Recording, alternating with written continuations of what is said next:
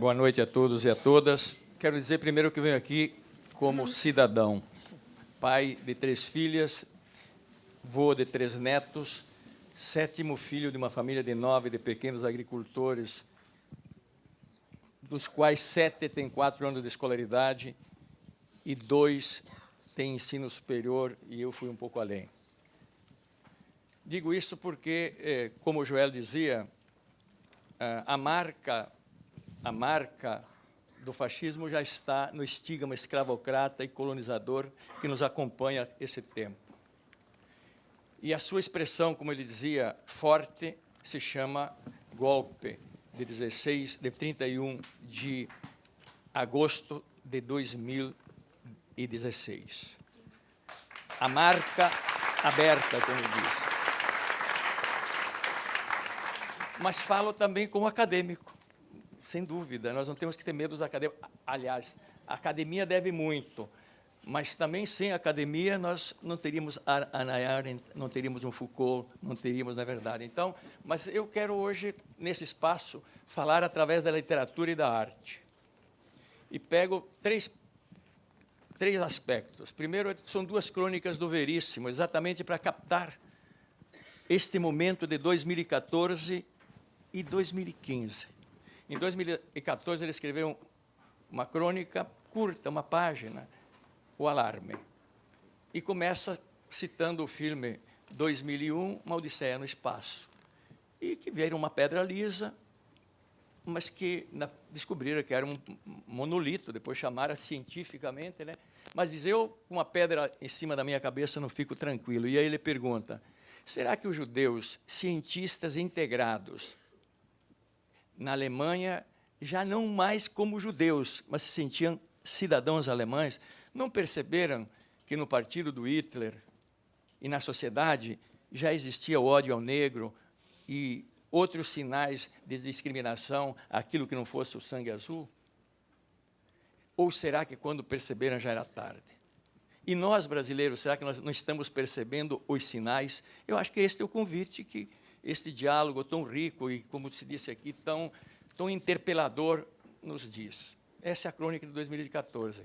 2015, após a entrevista de Jô Soares à presidente Dilma.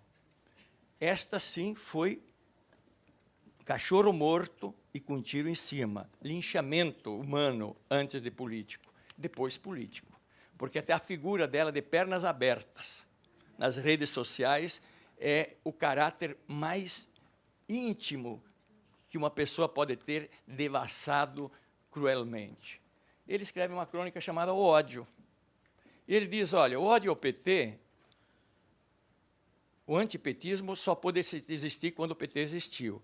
Agora, o ódio ao PT nasceu antes, está no DNA da classe dominante de fazer golpes toda vez que ela se sente contrariada em seus interesses, com as armas ou sem elas.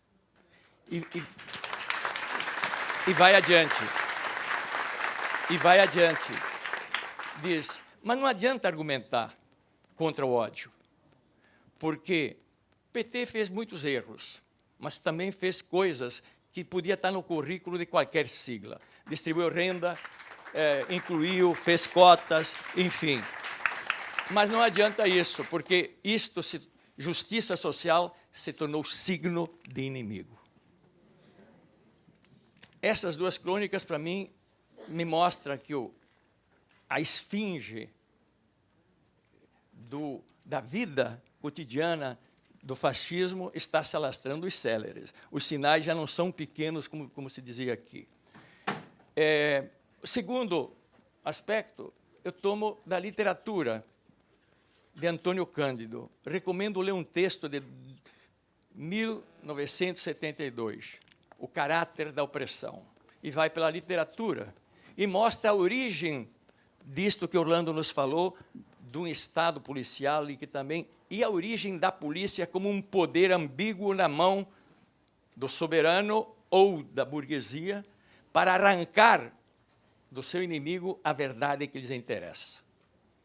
E ele cita o filme de Hélio Petri, Inquérito de um Cidadão acima de qualquer suspeita, num trecho que é emblemático para entender o momento de hoje no Brasil, inclusive com a Lava Jato, que precisava um jato para lavar a Lava Jato. Temos que ter essa coragem de dizer isso. Nada contra coibir a corrupção, mas a corrupção maior se chama capital, mas isso é outra história. O diálogo é o seguinte: há um crime na Itália e o povo está tão apavorado quanto estamos no Rio de Janeiro com os crimes cotidianos. Eu não sei se eu vou até ali, até o Humaitá a pé, ou se eu pego um táxi, não sei, porque a insegurança é tamanha. E até que esse criminoso, suposto criminoso, chega na rua e encontra um cidadão e diz: vai me denunciar porque eu sou criminoso, vamos acabar com essa história. Eu estou aqui dizendo de cabeça. E a prova é essa gravata azul. E esse cidadão vai à delegacia e, quando vê, quem é o criminoso? É o delegado. E ele começa a ser o suspeito. Mas não é Orlando. Orlando nos ajudou a ver o inverso, exatamente. Mas é importante isso que Orlando estudou, é importantíssimo, porque é muito mais longe do que a gente imagina isso. E pergunta: quem é o senhor? Eu sou um hidráulico. Você é hidráulico? Você é um estagnaro. Estagnaro em italiano significa encanador. Vamos passar para o Brasil? Isso se chama petralha, isso se chama mortadela, isso se chama bandidagem. Isso se chama quilombola, empregada doméstica, indígena que está na universidade, nos institutos de universidade. Você não tem direito de estar aí, você é um merda. E essa linguagem que nós estamos ouvindo hoje, nas redes sociais, etc. Terceiro round. Esse autor, Agamben, Giorgio Agamben. Um livrinho que vale a pena lê-lo, Meio Sem Fim. A Polícia Soberana e a Delação Premiada. A delação, Polícia Soberana, ele vai mostrar que, desde depois da Primeira Guerra Mundial, o Estado de Direito está substituído exatamente pela autonomia deste poder que Orlando, desta instituição que precisa criminalizar antes para matar depois ou para condenar depois. E ele, inclusive, a citação que você faz nesse texto, ele traz sobre precisa desumanizar, reduzir a desumanidade para depois a operação policial ser justificada. Então, isto mostra o que é um processo da delação premiada. Vai lá em Spinoza e vai lá num Papa, e Spinoza diz que é tão horrível alguém que faz um crime, mas pior é aquele que se arrepende do crime, porque não devia ter feito. Mas aí, como isto passa no campo jurídico? A Itália foi um exemplo, e aqui é outro exemplo clássico. Do ponto de vista do arrependimento, uma corrente da igreja diz que você basta ser contrito que está perdoado. Outra não, tem que fazer uma penitência. Mas diz, ora, qual é o raciocínio? Um criminoso vai ser perdoado do crime porque ele dedura um outro. E a deduragem dele já é argumento de verdade. Globo News, Globo Total, Globo Escambau.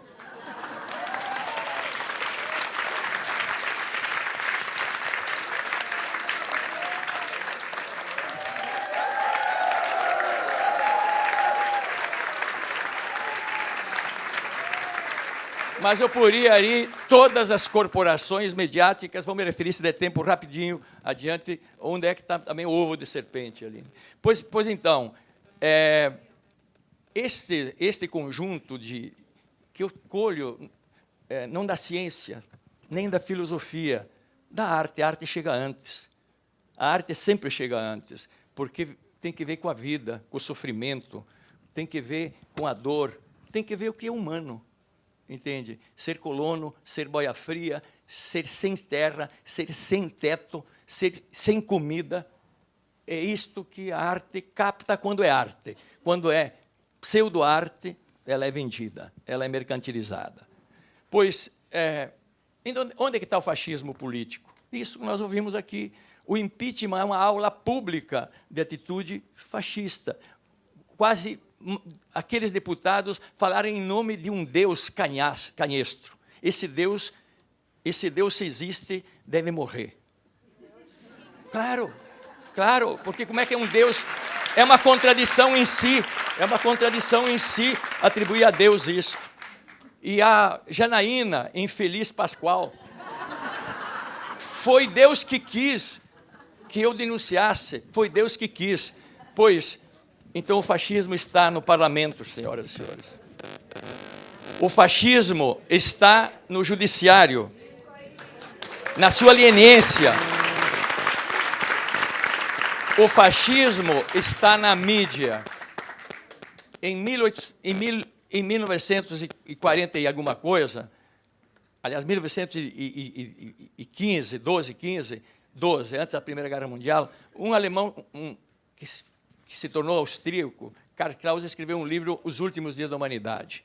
E observando aquela época o papel da imprensa, dizia: a imprensa não corrompe, é a própria corrupção, porque ela sequestra os valores.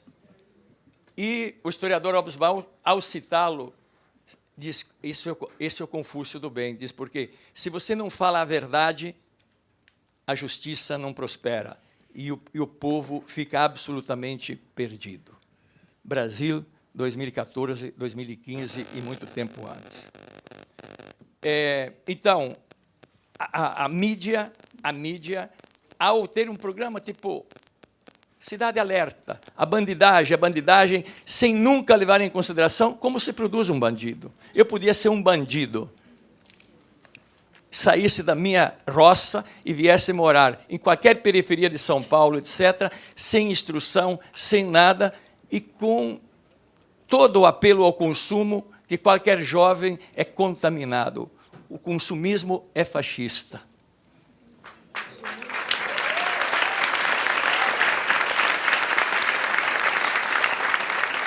Mas também, e estou concluindo, nós temos que ver o fascismo no fundamentalismo religioso, que vende Deus como uma mercadoria e que renega que qualquer religião é tão verdadeira quanto qualquer uma, porque é da ordem moral, não é da ordem universal. É da ordem moral, da ordem de cada um, como eu ser botafoguense. Perdi bem. Mas eu quero concluir, porque o golpe tem um fascismo menos visível, que é o fascismo do mercado. E estou citando aqui um texto de José Luiz Fiore, que traz essa expressão do economista Paul Samuelson, analisando o que foi a ditadura de Pinochet com o neoliberalismo. Fascismo de mercado. Este é o pai que justifica e joga debaixo do tapete todas a apologia que a mídia faz à bandidagem, ao criminoso, bandido morto, bandido bom é bandido morto, etc. E, por fim, eu acabei de escrever um livro organizar um livro junto com 20 e poucos professores, são 9 artigos, sobre escola sem partido. A esfinge que ameaça a educação e a sociedade brasileira. É um movimento que nós todos, academia, cultura, dormimos no ponto. Ele começa em 2004 e não por acaso, porque não poderia haver o que se fez nesse percurso com todos os problemas. E quer-se estatuir isto, 2 minutos e concluo, quer-se estatuir isto como lei. E o que é isto? Exatamente a quebra de qualquer relação educativa e pedagógica, que é a confiança, que é o diálogo. E não por acaso estão escrevendo livros sobre o horror que foi Paulo Freire. E dissemina nas redes o ódio. Ora, eu me eduquei na ditadura, fiz mestrado e doutorado na ditadura e dei muita aula na ditadura. A gente tinha um dedo duro. Agora, a escola sem partido faz de qualquer cidadão um dedo duro, do nosso aluno dedo duro, do colega dedo duro. Ou seja, concluindo, fascismo se chama ódio. Ódio e instaurar um medo no outro, anular a palavra do outro, anular o outro, silenciar o outro. E isto que querem silenciar exatamente aqueles que deveriam dialogar, os professores, os educadores, etc.